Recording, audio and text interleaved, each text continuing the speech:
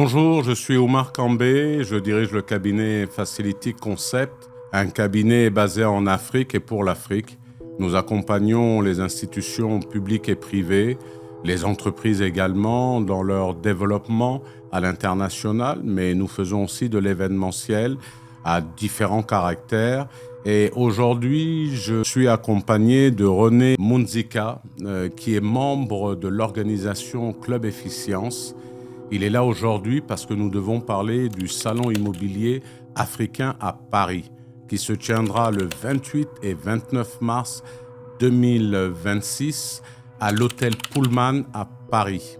C'est un événement qui sera dédié à la diaspora africaine en France et en Europe, de plusieurs nationalités, et on y retrouvera toute la chaîne de valeur immobilière africaine, au moins de 12 pays. Et ce soir, je reçois un des membres de la diaspora, un des membres de l'organisation Club Efficience, pour qu'on partage ensemble sur le secteur immobilier. Merci René d'être avec moi ce soir. Merci de nous partager un peu ton expérience de l'immobilier. Et puis, pour commencer, ce qui serait intéressant, c'est que tu nous parles un peu de l'organisation Club Efficience dont tu fais partie. Depuis combien de temps, René? Alors, merci déjà à toi de me recevoir Mhm, pour cette belle émission. Alors, mhm. moi, j'ai rejoint le Club Efficience déjà depuis une bonne quinzaine d'années. D'accord, Elie m'a approché pour que je puisse y apporter aussi un peu mon expérience immobilière parce que tout à le fait. Club Efficience est très varié Mhm, dans ce qu'il propose mhm. et l'immobilier fait partie des choses proposées. Tout à fait. Et pourquoi tu as accepté de rentrer dans cette organisation? Qu'est-ce que tu recherchais? Alors, je recherchais du réseau, mais du vrai Mhm, réseau, parce qu'il y a beaucoup mhm, d'associations qui disent faire du réseau, mhm, mais il n'y a pas exactement le résultat qu'on attend. Alors mhm, que là, mhm, c'est varié, c'est mhm, solide, et d'ailleurs, par le fait que ça fait déjà plusieurs années que ça existe, ça mhm. montre la solidité en fait de ce qu'est le club efficience. D'accord. Et qui tu es alors, Alors, René? moi, je suis expert immobilier Mhm. d'entreprise. Ah, Je suis diplômé d'un troisième cycle en immobilier d'entreprise. Pendant des années, j'ai travaillé dans des grands cabinets anglo-saxons. mhm, Et puis aujourd'hui, j'accompagne les entreprises sur leur partie immobilière. mhm, Je donne aussi des cours dans une école immobilière, mhm, l'INSMI, à mhm, Paris. mhm, Et puis, j'ai eu l'occasion d'écrire un livre sur l'immobilier en mhm, général, mhm, qui parle de mes 25 ans d'expérience dans ce domaine-là. mhm, Donc, voilà, globalement, je fais aussi des conférences. D'ailleurs, je reviens d'une conférence à Alger mhm. où on avait réuni des experts africains pour parler un peu de l'évolution de l'immobilier, aussi bien logement, Mhm, donc habitation, mhm. que immobilier d'entreprise. D'accord. Est-ce que le fait de faire partie du club Efficience vous a permis de développer votre réseau? Est-ce que ça vous a permis de faire un peu de business aussi? Qu'est-ce que vous pouvez nous dire à ce sujet? Ben, le club efficience, effectivement, apporte tout ça. Mhm, Déjà, le fait d'avoir un réseau mhm, solide, de mhm, rassembler des gens compétents et sérieux, ça, c'est mhm, très important. C'est mhm. ça qui permet, en fait, de faire du business. C'est que Ah, quand vous avez des gens qui sont là pour mhm, faire des choses, mais mhm, sérieusement, et pas juste pour se montrer, mhm. ça, c'est ce qu'on peut reprocher à certains clubs. Donc, ça amène forcément une énergie qui fait que les gens, ils ont envie de faire et réussissent à faire des affaires. Donc, D'accord. ça, c'est une raison solide. Mhm, Et puis, qu'est-ce que ça m'apporte en plus du réseau? Ben, ça apporte aussi une expérience et des connaissances. Moi, dans l'immobilier, j'apporte, mais je reçois aussi dans d'autres domaines que je ne connais pas. Parce que le club efficience, aujourd'hui, on parle de l'immobilier, mais ce n'est pas que l'immobilier. C'est mhm. bien d'autres choses derrière. D'accord. Alors justement, en parlant d'immobilier, on va revenir sur le salon de l'immobilier africain à Paris. Que pensez-vous de cette initiative? Mais je pense que c'est une très belle initiative parce que même si les sujets, en fonction des pays d'Afrique, sont différents, il y a quand même Mhm, des bases communes. Et je mhm, pense qu'il fallait un salon qui regroupe un peu tout le monde. mhm, Jusqu'à présent, chacun faisait un peu les choses dans son coin mhm, et il n'y avait peut-être pas une satisfaction globale. Aujourd'hui, le fait que ce salon s'ouvre sur l'Afrique en général, c'est mhm. quelque chose qui peut être très intéressant, bien sûr. D'accord. Et qu'est-ce que vous attendez, vous, de ce salon en tant que membre de la diaspora africaine à Paris? Mais j'attends des réponses concrètes Mais sur des choses, des questions qu'on se pose tous les jours, on a des problèmes fonciers qui se posent en Afrique, il y a des problèmes de gestion, de maintenance des immeubles, il y a tous ces problèmes-là. Il y a le problème de l'investissement, comment avoir du financement, comment assurer et assumer certaines choses. Donc, il y a beaucoup de questions qui se posent et tous les gens de la diaspora ont envie d'investir, en tout cas pour certains, d'investir en Afrique pour différentes raisons. Ça peut être pour leur propre patrimoine, ça peut être pour leur famille, ça peut être pour des tas de choses. Mais ils n'osent pas parce qu'il y a tellement cette peur de se dire on va se faire avoir, on va perdre de l'argent, on ne sait pas comment faire. Et donc, les gens attendent, comme moi, on attend des réponses concrètes. D'accord. Alors, vous qui êtes dans l'immobilier depuis maintenant de très nombreuses années, tout à l'heure, je vais parler de votre bouquin, là, D'accord. Merci. qui m'a l'air en tout cas très intéressant. Vous qui êtes, est-ce que vous avez déjà été confronté à des problématiques sur l'investissement ou alors à travers votre expérience qu'est-ce que vous pouvez nous dire par rapport à ces problématiques qui se posent? Alors, je vais partir d'une expression camerounaise qui dit « le moins cher est cher ». C'est-à-dire que bien souvent, on ne veut pas faire appel à des professionnels. On trouve que ça coûte cher de faire appel à des professionnels. Mais les gens ne savent pas que ça coûte encore plus cher de faire appel à des non-professionnels. Ce que je veux dire, c'est que je pense qu'aujourd'hui, de plus en plus, je pense à des pays comme la Côte d'Ivoire ou le Sénégal, où les choses sont bien en avance. Ils commencent aussi à se mettre en place au Cameroun et dans les autres pays, le Congo et d'autres pays qui suivent derrière. Je pense qu'il y a de plus en plus de bons professionnels qui peuvent nous accompagner. Passer par la famille n'est peut-être pas forcément la solution. Bien souvent, on le fait parce que on veut faire plaisir, ou alors on est en assurance avec la famille. On se dit oui, ça peut pas. C'est mon frère, c'est mon père. Donc les choses, on confond l'amour qu'on a pour les gens avec le professionnalisme. Tout à fait. Voilà. Donc déjà, en général, les gens de la famille ne sont pas des professionnels de l'immobilier. Ça, c'est une première chose. Donc, il n'est pas sûr qu'ils vous donnent des bons conseils. La deuxième chose, c'est qu'on pense faire des économies parce qu'on n'aime pas trop payer des services. Mais sauf que bien souvent, l'argent, quand il est détourné par quelqu'un de la famille, c'est compliqué. Vous n'allez pas les mettre en prison. Donc, c'est difficile. Donc, moi, le conseil que je donne aux gens, c'est toujours de passer par les professionnels. C'est d'essayer de passer par les professionnels. Bien sûr que les parents peuvent être à côté pour regarder, mais faites appel à des vrais professionnels. Alors là-dedans aussi, je suis d'accord, il y a des gens qui se disent professionnels et qui n'ont pas cette expérience-là. Mais il est assez facile aujourd'hui, de nos jours, de s'en assurer parce que certains sont inscrits à l'ordre. Il y a des ordres justement en immobilier, des confédérations, des syndicats. Donc voilà, ça permet de gérer un peu tout ce côté un peu compliqué. Alors, le Club Efficience a décidé, parmi les exposants qui seront là, puisque je le rappelle, on retrouvera donc les agences immobilières, les promoteurs immobiliers, les services publics, bien entendu, les ministères, mais ils ont également décidé de faire venir les architectes. D'après vous, d'une part, que pensez-vous de leur présence au salon? Est-ce que vous pensez que c'est important?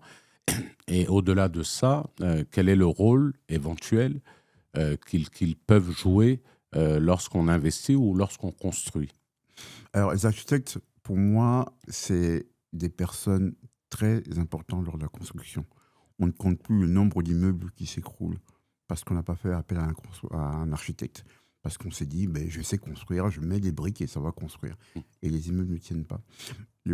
Faire appel à un architecte, c'est s'assurer de la qualité de la construction.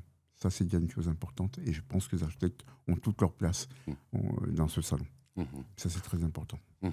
Mais justement, est-ce que cette communauté, ou même d'une manière générale, nos frères qui construisent, ne laissent pas de côté les architectes à cause des coûts? Est-ce qu'un architecte, c'est cher?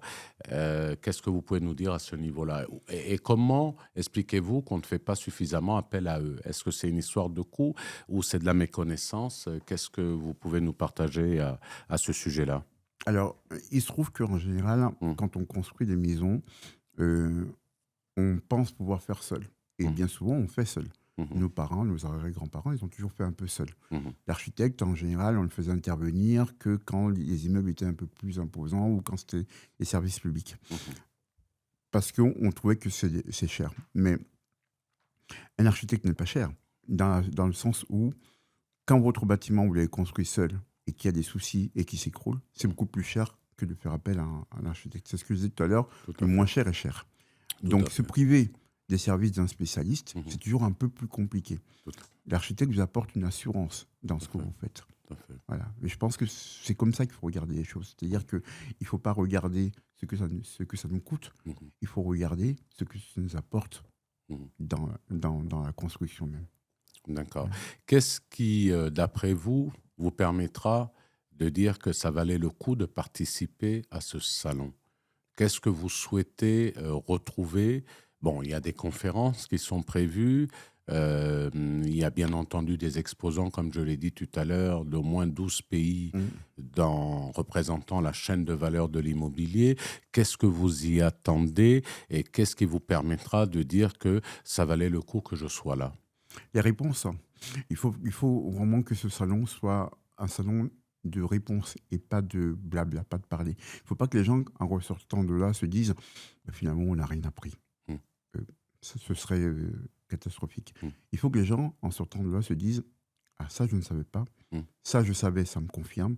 Ça, je sais comment je dois faire maintenant. Mm. Et voilà. Et le salon ne doit pas être juste un événement, un moment. Je pense qu'il faut qu'il y ait une suite derrière. Mm. C'est-à-dire que les gens, quand ils sortent du salon, non seulement ils ont eu des réponses à leurs questions, Mm.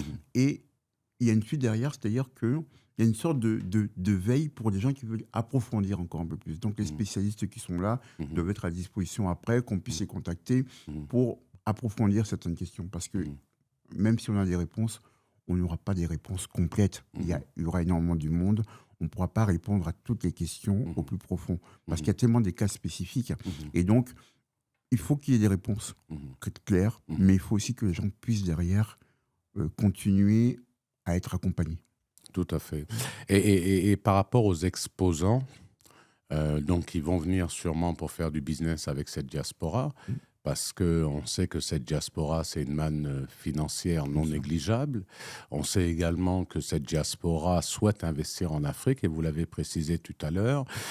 Qu'est-ce que vous attendez de ces exposants? Alors, l'organisation nous a fait savoir que effectivement, ils avaient sélectionné des exposants de qualité pour justement garantir à la diaspora qu'ils auraient les bons interlocuteurs. Qu'est-ce que vous attendez de tous ces exposants concrètement? Mais ce que moi j'attends, et je pense la majorité des gens, ce qu'on attend des exposants, c'est qu'ils aillent jusqu'au bout et qu'ils fassent qu'on puisse enfin avoir confiance aussi. Parce qu'aujourd'hui, on dit qu'il faut passer par les professionnels. Mais si on encourage les gens à passer par les professionnels et qu'eux, en face, ne font pas le travail, ne font pas le job, Ouais. ça va être décevant. Et pour le public, mais aussi pour les organisateurs de ce salon qui ont mis beaucoup d'énergie là-dedans. Et donc, ce qu'on attend effectivement des exposants, c'est qu'ils fassent ce qu'ils vont nous dire. Voilà. Que ça ne soit pas une chose où on nous dit je vais vous trouver un terrain, je vais vous vendre un terrain à tel prix. Et puis, quand le salon est fermé, par derrière, on vous dit non, en fait, c'est pas ce prix-là, c'est un peu plus cher. Ou alors, je peux vous construire votre maison à tel endroit, à tel prix. Et puis, le lendemain, on s'aperçoit qu'on paye, et puis voilà. Donc, je pense qu'il faut.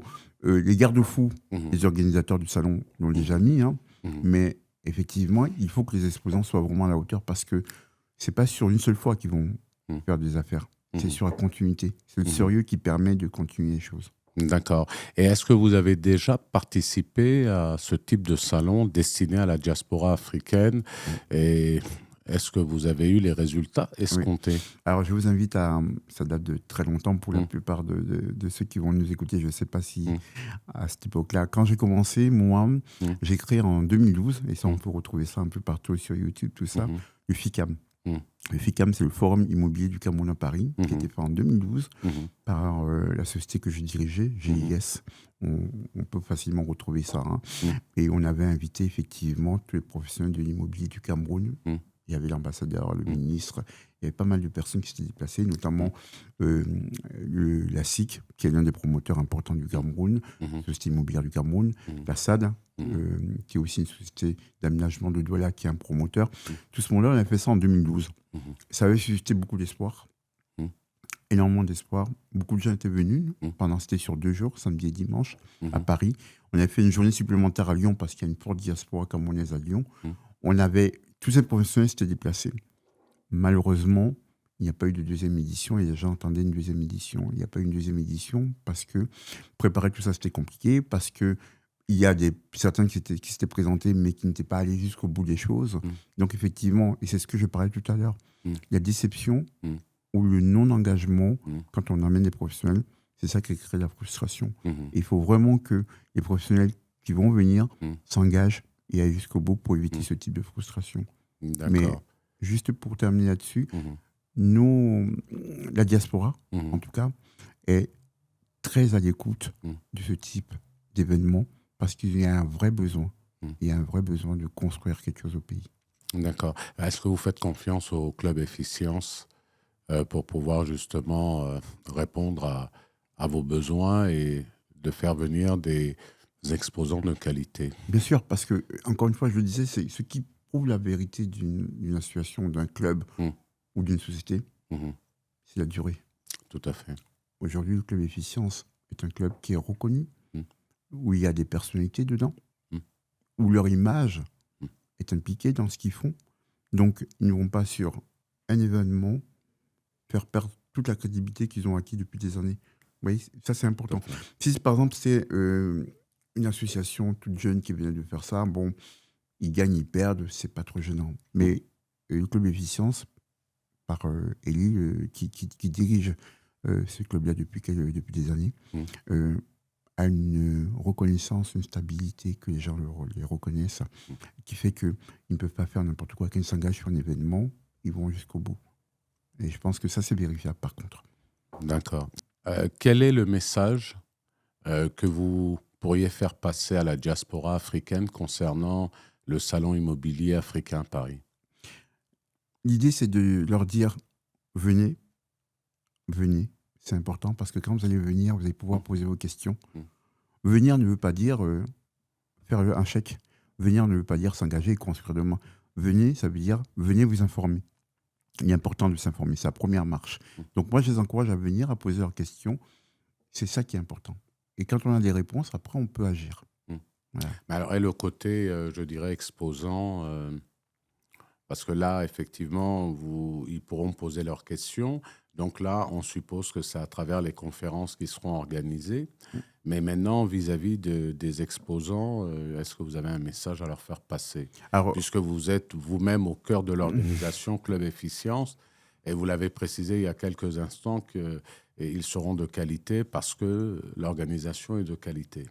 ils seront de qualité, ils le savent déjà. Tous ceux qui sont inscrits Ouais. regardent un peu ceux qui sont avec eux. En fait, c'est Mhm. toujours un peu comme ça. C'est-à-dire que quand vous voyez avec qui vous êtes assis, Mhm. vous dites, ouais, ça Mhm. va, ce sont des gens sérieux. Mhm.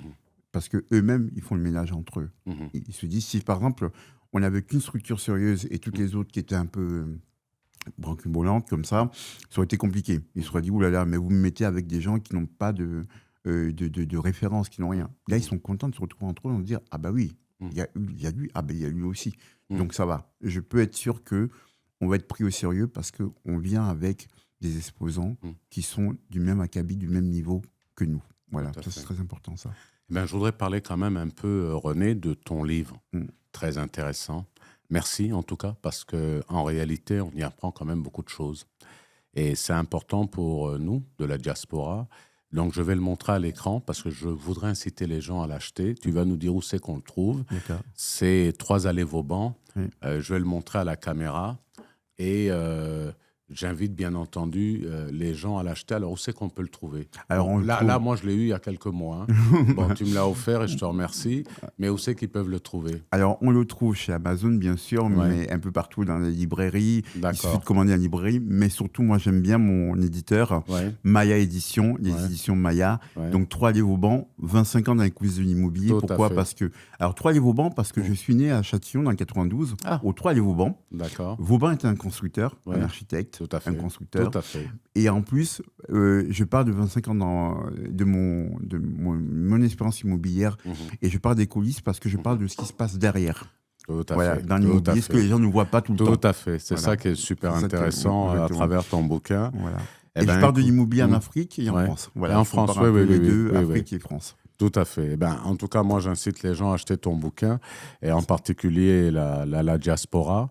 Je te remercie de nous avoir accordé quand même, René, ces quelques minutes, parce que je sais que tu es très occupé et que tu as accepté d'être là aujourd'hui avec nous. Donc, on se donne, René, rendez-vous le 28 et le 29 au Pullman, à Montparnasse. Exactement, et on compte sur votre présence parce qu'il est important que vous veniez soutenir cette initiative qui est vraiment très très belle.